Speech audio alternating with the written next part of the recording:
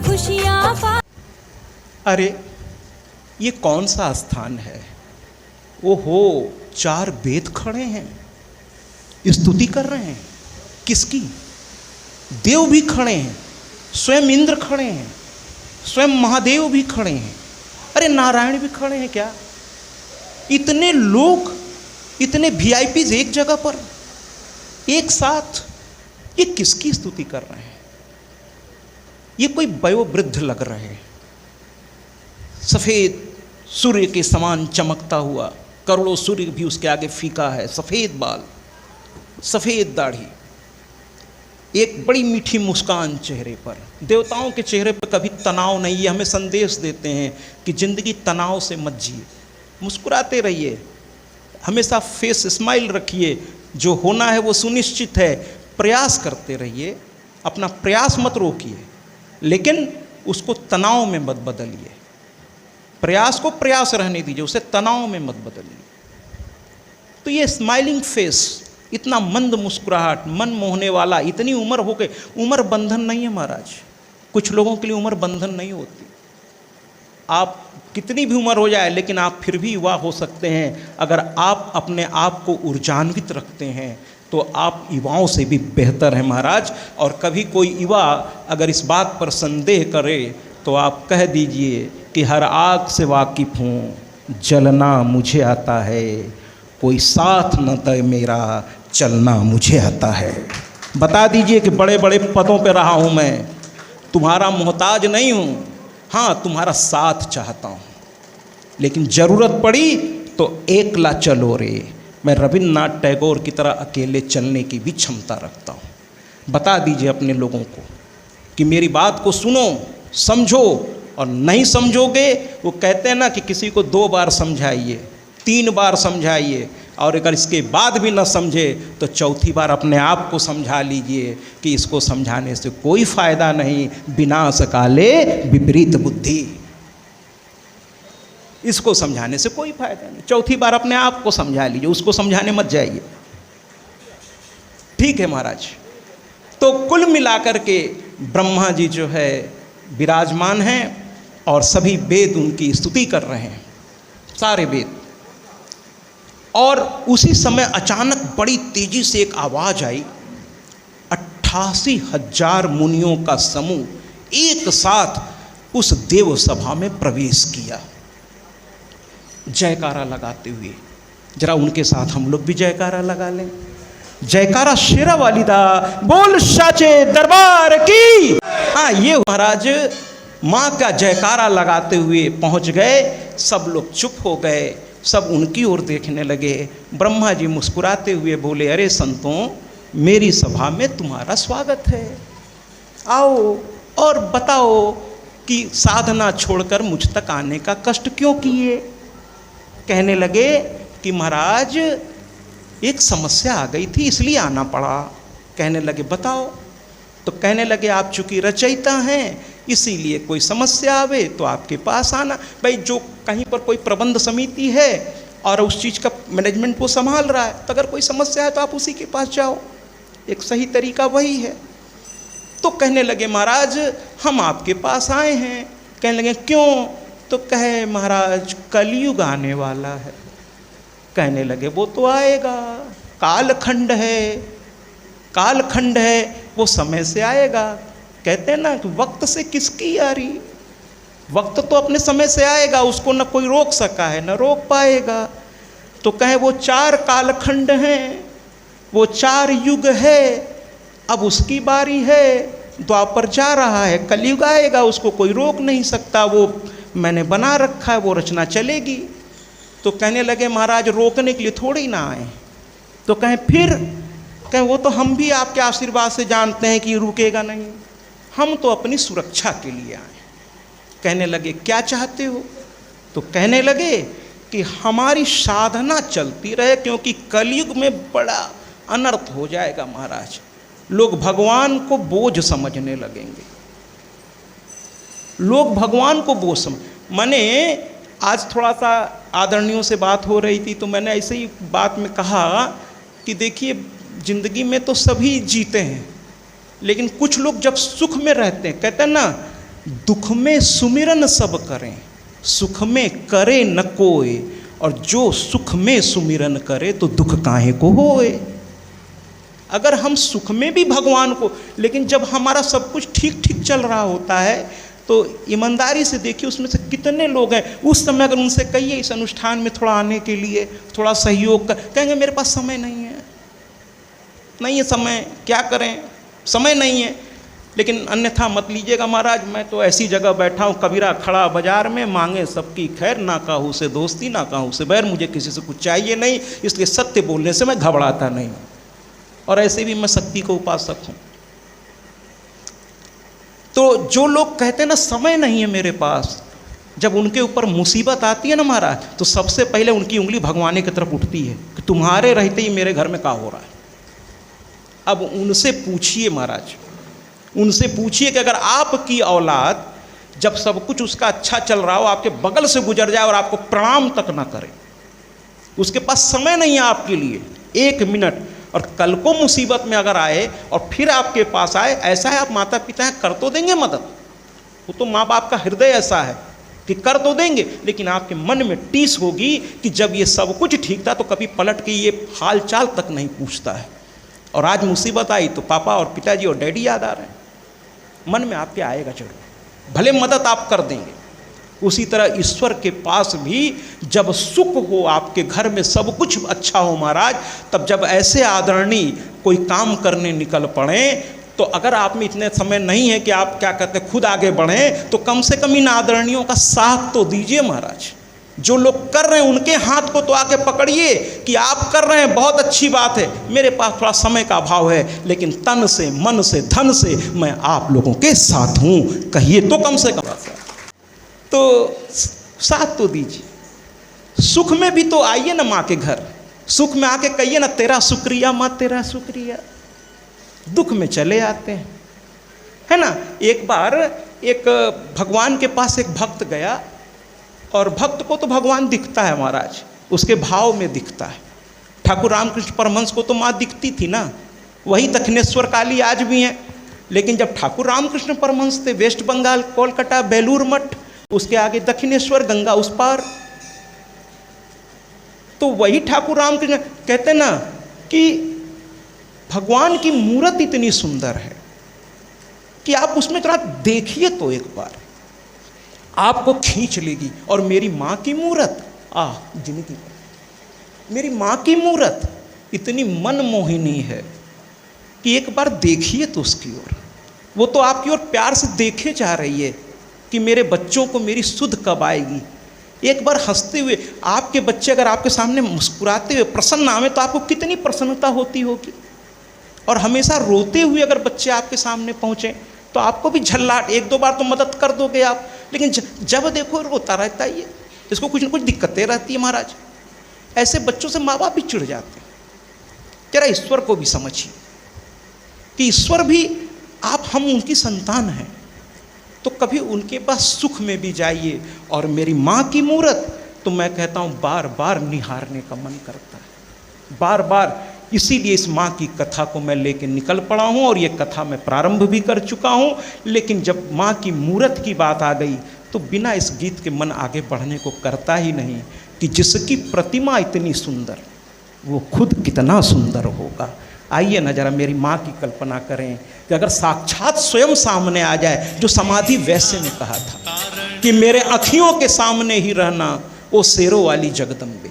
पूछा इतनी तपस्या की है, क्या चाहते हो? तो कहे मेरे अखियों के सामने ही रहना। एक बार अपने इष्ट को उनसे मांग के तो देखिए, अपने आप सब कुछ मिल जाएगा। तो जरा इस गीत को देखें जिसकी कथा हम सुनने बैठे हैं, वो वास्तव में क्या है। आइए। नाम है तेरा तारणहारा, कब तेरा दर्शन होगा। जिनकी प्रतिमा इतनी सुंदर, वो कितना सुंदर होगा, वो कितना सुंदर होगा। नाम है तेरा तारणहारा, कब तेरा दर्शन होगा। जिनकी प्रतिमा कितनी सुंदर, वो कितना सुंदर होगा, वो कितना सुंदर होगा।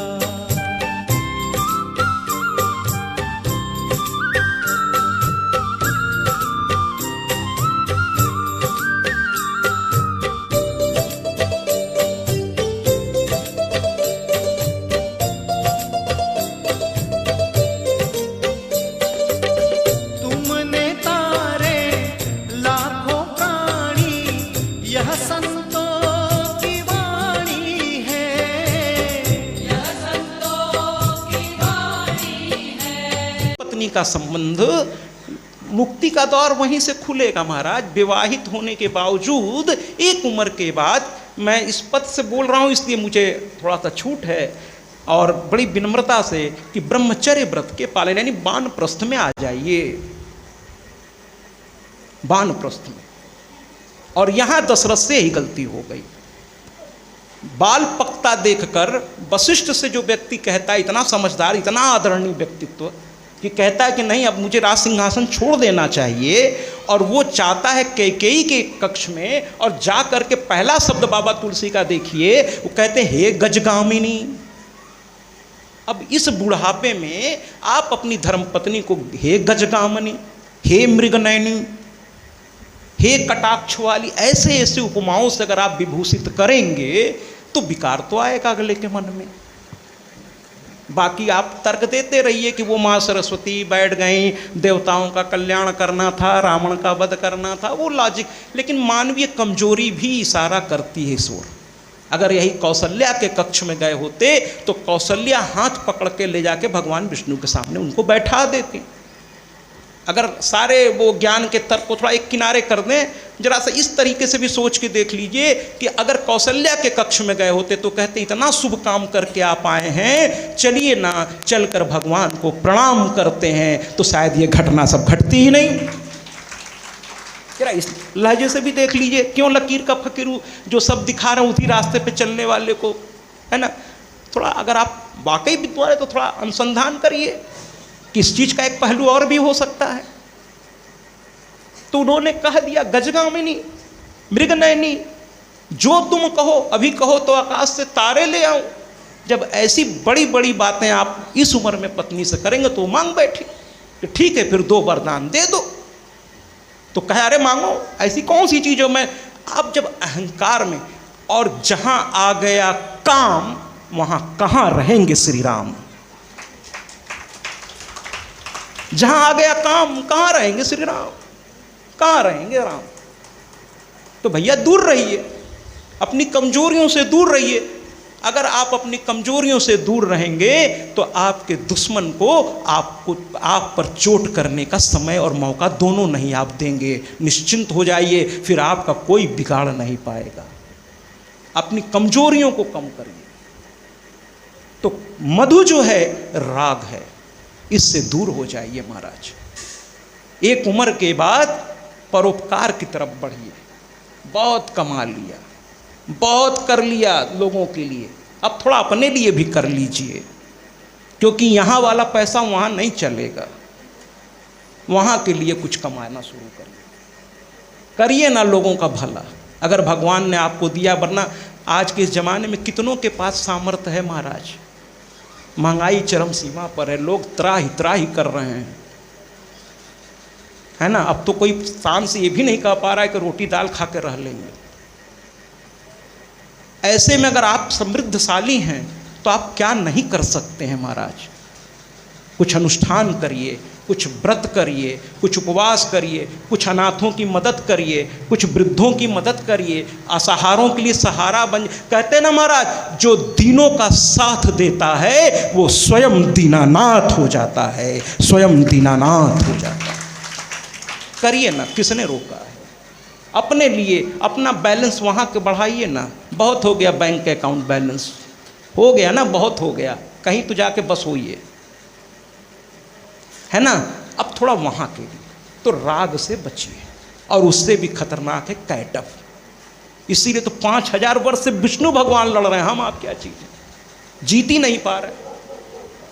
कैटअप ये तो और खतरनाक है। ईर्ष्या, ईर्ष्या कि भैया वो एक, मुझे बड़ी हंसी आती इस विज्ञापन कि मेरी साड़ी से उसकी साड़ी सफ़ेद कैसे। ये जो ईर्ष्या है ये बड़ी विचित्र है महाराज, और इसका फ़ायदा कंपनी वाले जो मल्टीनेशनल वाले वो बहुत अच्छी तरह उठाते हैं।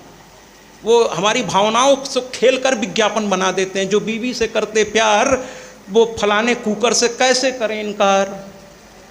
माने बीवी से प्यार करने का यही है कि वो कुकर हो। तो ये कंपनियों का खेल है, माया जाल है। ये ईर्ष्या जो है ना महाराज, ये बर्बाद कर देती है। आप जिससे ईर्ष्या करते हैं उसका तो नुकसान होगा कि नहीं होगा, लेकिन मुझसे लिखवा कर साइन करा लीजिए, आपका नुकसान तो भगवान भी नहीं बचा पाएगा। क्योंकि जो अपने हाथ से अपने पैर पे कुल्हाड़ी मारेगा उसकी रक्षा तो स्वयं भगवान भी नहीं कर सकता महाराज, दूसरा कोई क्या करेगा। तो कैटब से भी बचना होगा, और इन दोनों से बचने का एक सरल उपाय जो मेरे समझ में आया, मैं तो बहुत छोटा आदमी हूँ महाराज, नॉर्मल लकड़ी में एक दिन फूंक दिया जाऊंगा यही रसूलाबाद में। आज मेरी पत्नी नहीं रही, करीब 7 साल तो हो ही रहे, 6-7 साल। एक दिन मैं भी तस्वीर बन के टंग जाऊंगा, ठीक है। तो मेरी क्या औकात। और ऐसे भी आदमी को अहंकार किस बात का, जब अंतिम यात्रा भी 4 कंधों पे ही जाना है, दूसरे के सहारे के बिना अंतिम यात्रा भी नहीं पूरी होनी है, तो काहे का अहंकार। तो कैटब यानी ईर्ष्या से बचना, ये आपकी प्रथम प्राथमिकता बना लीजिए। लेकिन हाँ, लड़ाई कठिन है। कहना बड़ा आसान है, जब भगवान विष्णु 5000 वर्ष तक नहीं लड़ पाए तो हम और आप कैसे लड़ेंगे। कुल मिलाकर के अब इससे उपाय एक ही है, और जैसा कि भगवान विष्णु ने किया वही मैं आपसे भी निवेदन करूंगा कि अपने अहम को भूल जाए। जब तक भगवान विष्णु ये समझते रहे कि मैं तो भगवान विष्णु, मैं सच्चिदानंद, मैं तो ना जाने कितने राक्षसों को, तो ये क्या चीज़ है, तब तक वो लड़ते रहे। मैं ये नहीं कह रहा हूँ कि आप कर्म मत करिए, कर्म नहीं करना तो भगवान को भी पसंद नहीं है। प्रभु ने तुमको कर दान किए, मैं तीसरों को, प्रभु ने तुमको कर दान किए, सब वांछित वस्तु विधान किए, तुम प्राप्त करो उनको न हो, समझो ये किसका दोष कहो। अरे समझो धिक निष्क्रिय जीवन को, न रहो न निराश करो मन को, न रहो न निराश करो मन। प्रभु ने तुमको कर दान किए, हाथ दिया है, सारे वांछित वस्तु विधान किए, सारे वांछित वस्तु तुम्हें दिए हैं, तुम प्राप्त करो उनको न हो, तुम उन्हें प्राप्त ही नहीं करो, समझो ये किसका दोष। ये किसका दोष है, तुम्हारा है। तुमको किसने रोका है कुछ प्राप्त करने से, किसने मना किया है। वही 24 घंटा हर व्यक्ति के पास है। कोई बहुत सफल है, कोई कम सफल है, और कोई सफलता का सब ही नहीं जान रहा, क्योंकि 24 घंटे का इस्तेमाल करने का तरीका अपना अपना है, सबके पास है। और एक एक सेकंड की कीमत होती है महाराज। आप फ्लाइट उड़ाने वालों से पूछिए, उनकी घड़ी तो सेकंड में चलती है महाराज। वहां तो एक गलती चली जाएगी जान कितनों की। तो यही मेरा कहने का मतलब है कि मधु और कैटब सबको त्रस्त करके रखा है, और उसका तरीका एक ही है, माँ को पुकारिए, साधना करिए और अपने अहम से अपने आप को अलग करिए। विष्णु भगवान ने अपने आप को अलग किया अपने आप से कि मैं विष्णु, इस चीज से उन्होंने अपने को अलग किया और अपने को बाल समझकर माँ को पुकारा। बाल समझकर उन्होंने माँ को पुकारा कि हे मेरी मैया, हे मेरी मैया, आज मेरी मदद करो। अगर आज तुम मदद नहीं करोगी तो यहाँ अनर्थ हो जाएगा। एक हमारे ब्राह्मण भी हैं, हमारे वयोवृद्ध हैं, और तुमने खुद इनको रचयिता बनाया है। आज इन्हीं पर आक्रमण करने के लिए ये मधु और कैटब, यानी देखिए समझने की बात है, राग और द्वेष ब्रह्मा जी तक भी पहुँचने का प्रयास कर रहे हैं, और ब्रह्मा जी उनसे बचने का प्रयास कर रहे हैं, इसलिए वो विष्णु के पास गए। मधु और कैटब राक्षस के नाम से आप समझ रहे हैं, लेकिन हकीकत क्या है कि राग द्वेष से ब्रह्मा जी घबरा गए हैं कि ये अगर मुझको भी अधीन कर लेगा तो विनाश हो जाएगा, फिर रचना गलत होने लगेगी। इसलिए दोनों ने मिलकर माँ को पुकारा,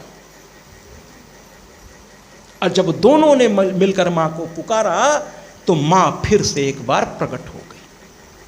और जैसे ही माँ प्रकट हुई, माँ ने कहा कि बोलो तुम्हें क्या चाहिए। बोलने लगे कि माँ देखो ना, ये जो दो हैं इन्होंने न जाने कैसे इतनी शक्ति पाली है कि इनको 5000 वर्ष से मैं युद्ध कर रहा हूँ, इनको मैं हरा नहीं पा रहा हूँ। माँ मुस्कुरा दी। माँ ने कहा अरे पगले, इनको हराना इसलिए भी आसान नहीं है कि एक तो ये कमजोरी बनकर हर के हृदय में बैठे हुए हैं, दूसरा इन्होंने एक मंत्र प्राप्त कर लिया है अनजाने में। कहे कौन सा? तो कहे माया बीज मंत्र इन्हें ब्रह्मांड से स्वयं प्राप्त हो गया। ये घूम रहे थे और ये बहुत उत्पात कर रहे थे, तो इनकी उत्पात को शांत करने के लिए एक ब्रह्मांड में आवाज गूंजा और वो नरवारण मंत्र या नरवाण मंत्र का वो बीज मंत्र, माया बीज मंत्र है ह्रीम। अब इसमें अंग को म लगा के भी आप कह सकते हैं और अंग लगा के भी कह सकते हैं। इसको ह्रिंग भी कह सकते हैं, रिम भी कह सकते हैं। अब इसमें अलग अलग व्याकरणाचार्यों के अलग अलग मत है। इसका सारांश ये है कि मुक्ति प्राप्त यानी मोक्ष प्राप्ति के लिए ह्रिम का उच्चारण करिए, और अगर आप कोई इच्छा से अगर इस मंत्र का जाप कर रहे हैं तो ह्रिंग की उच्चारण करके करिए। खैर इस पर हम बाद में आएंगे जब नवाण मंत्र पर चर्चा होगी। कुल मिलाकर के माँ ने कहा कि ये मंत्र जो है तुम इनको प्राप्त हो गया है, इसलिए जो है इनका मृत्यु भी होगा तो तुमको साधना के बिना नहीं कर पाओगे। यानी राग और द्वेष पर जीतना हो, अहम को भूलिए और साधक बनिए। जितना माँ के सानिध्य में आप चलते चले जाएंगे, राग और द्वेष उतना ही आपसे दूर होता चला जाएगा। और भगवान विष्णु ने वही साधना की। अंत में माँ ने कहा अब तुम इन्हें युद्ध के लिए ललकारो। भगवान विष्णु ने पुनः ललकारा, दोनों फिर सामने आए, फिर से युद्ध शुरू हुआ। और अब की बार भगवान विष्णु ने देर नहीं की, उन्होंने मन ही मन माँ का स्मरण किया। और जैसे ही माँ का स्मरण किया, माँ प्रकट हो गई। और अब की बार केवल वो ब्रह्मा और विष्णु को नहीं दिख रही थी, बल्कि मधु और कैटभ को भी दिख रही थी। देखिए वो माँ की इच्छा पर है। भक्त तो जब चाहे अपने भगवान को देख सकता है, लेकिन दुष्टों को तो वो तभी दिखता है जब वो खुद दिखाना अपने को चाहता है। तो बार बार माँ आ रही है, लेकिन दिख किसको रही है? ब्रह्मा और विष्णु को। लेकिन अब की बार माँ ने कहा नहीं नहीं, ऐसे काम नहीं चलेगा। उन्होंने कहा कि मधु और कैटभ को भी अब दिखाई मैं दूं। और माँ ने जैसे ही चाहा, मधु कैटभ ने भी माँ को देख लिया। अब देखिए वो मूर्ति एक है, माँ एक है, लेकिन कहते ना जाकी रही भावना जैसी, हरि मूरत देखी तिन तैसी। जाकी रही भावना जैसी, यानी माँ एक है, लेकिन देखने वालों का नजरिया अलग अलग है। ब्रह्मा ने तो कहा जय जगदम्बे, विष्णु भगवान ने कहा ओ मेरी मैया। लेकिन इन लोगों ने क्या कहा जरा सुनिए। कुछ दुष्टों को स्त्री भोग्या के सिवा कुछ लगती ही नहीं है महाराज। समस्या ये है। इस पर अब कल अगले सत्र में हम आएंगे, क्योंकि माँ की आरती का समय धीरे धीरे हो रहा है, तो मधु कैटभ का वध होना जरूरी है जल्द से। तो कुल मिलाकर के महाराज कहते हैं कि इन दोनों ने तो जगदम्ब कहा, लेकिन इन्होंने क्या कहा जरा सुनिएगा। इन्होंने कहा अरे विश्वमोहिनी, तुम कौन हो? माँ हंस पड़ी, कही तुझे इस चतुर्भुज रूप में सिंह पे सवार एक नारी तुझे मोहित कर रही है। अद्भुत है तेरी सोच। कभी कभी छोटी सोचों को देखकर मुस्कुराने का जी करता है कि वाह क्या लेवल है इनका। वो हंस पड़ी माँ मेरी, और जैसी माँ हल्की सी हंसी, ये हंसी तो क्या क्या कर चुकी है। अभी शुंभ निशुंभ के साथ देखिए ये हंसी क्या करेगी। महिषासुर, अब तो माँ की कथा शुरू हुई है महाराज। आनंद आएगा, आनंद आएगा। इसलिए क्षमा चाहते हुए मैं जो लोगों तक मेरी आवाज़ जा रही है, मैं उन्हें एक गीत बजा करके यहाँ आवाहित करना चाहता हूँ। इसी के बाद ये कथा समाप्त हो जाएगी, ये मधु कैटभ के वध के साथ। लेकिन ये गीत इसलिए बजाऊँगा कि जो लोग अभी भी घर पे बैठे हैं, नवरात्र में माँ की कथा, अरे इससे बड़ा पुण्य नहीं होगा महाराज। आपका पुण्य यानी गंगा चल करके आपके दरवाजे पर आई है इन आदरणीयों के प्रयास की वजह से, है ना। भानु प्रकाश चौबे जी हैं, वंश नारायण चौबे जी हैं, परम आदरणीय क्या सत्यनारायण मिश्रा जी हैं, और भी जितने यहाँ आदरणीय बैठे हैं, खुद DIG साहब बैठे हुए हैं, और भी जितने आदरणीय बैठे हैं, इन सब के अथक प्रयास का ये नतीजा। अरे भैया नवरात्र में देवी भागवत ऐसा सौभाग्य रोज रोज नहीं आएगा, इसलिए जरा ये गीत बजवाना चाहता हूँ। किन आदरणीयों के प्रयास से देवी भागवत नवरात्र में, अरे कहाँ भटक रहे हो, जबकि माँ के आंगन में विंध्यवासिनी के आंगन में सोना बरस रहल बा, जेबाया भागा अपने घर में बैठल तरस रहल बा। लोहाया के माई चरण में सोना बन जाला, मड़ई के जगह कृपा से बिल्डिंग तन जाला। मैया के मंदिर में तकदीर बदल जाला, मैया के मंदिर में तकदीर बदल जाला। मैया के मंदिर में तकदीर बदल जाला, मैया के मंदिर में तकदीर बदल जाला। लोहाया के माई चरण में सोना बन जाला, अगर हो गई कृपा तो मड़ई बिल्डिंग तन जाला। मैया के मंदिर में तकदीर बदल जाला, मैया के मंदिर में तकदीर बदल जाला। मैया के मंदिर में तकदीर बदल जाला, मैया के मंदिर में तकदीर बदल जाला।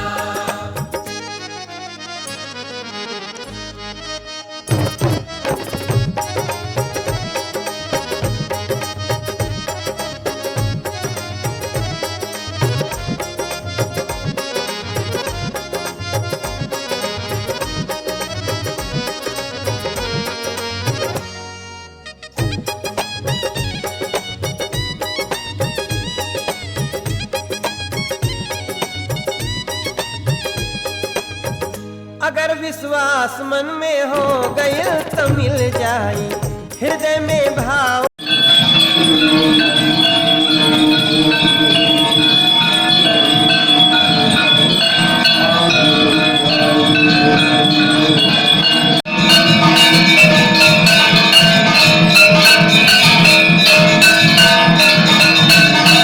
ओम जय अम्बे गौरी, मैया जय श्यामा गौरी। तुमको निस दिन ध्यावत, तुमको निस दिन ध्यावत, हरि ब्रह्मा शिवरी। ओम जय अम्बे गौरी। मांग सिंदूर विराजत, टीको भृग मद को, मैया टीको भृग मद को। उज्ज्वल से दो नैना, उज्ज्वल से दो नैना, चंद्र बदननी को। ओम जय अम्बे गौरी। कनक समान कलेवर, रक्तांबर राजे, मैया रक्तांबर राजे। रक्त पुष्प गलमाला, रक्त पुष्प गलमाला, कंठन पर साजे। ओम जय अम्बे गौरी। के हरि वाहन राजत, खड्ग खपर धारी, मैया खड्ग खपर धारी। सुर नर मुनि जन सेवत, सुर नर मुनि जन सेवत, तिनके दुख हारी। ओम जय अम्बे गौरी। कानन कुंडल शोभित, नासाग्रे मोती, मैया नासाग्रे मोती। कोटि कोटिक चंद्र दिवाकर, कोटिक चंद्र दिवाकर, राजत समज्योति। ओम जय अम्बे गौरी। शुंभ निशुंभ विदारे महिषासुर धाती, मैया महिषासुर धाती। धूम्र विलोचन नैना, धूम्र विलोचन नैना, निस दिन मदमाती। ओम जय अम्बे गौरी। चंड मुंड संहारे शोणित बीज हरे, मैया शोणित बीज हरे। मधु कैटभ दो मारे, मधु कैटभ दो मारे। सुर हम आदि शक्ति माता दुर्गा की कथा सुनाते हैं, हम कथा सुनाते हैं। हम आदि शक्ति माता दुर्गा की कथा सुनाते हैं, सब हम कथा सुनाते हैं। जिनकी कृपा से दुख विपदा संकट मिट जाते हैं, सब खुशियाँ पाते हैं। जिनकी कृपा से दुख विपदा संकट मिट जाते हैं, भक्तजन खुशियाँ। सर्वमंगल मांगल्ये शिवे सर्वार्थ साधिके, शरण्ये त्र्यंबके गौरी नारायणी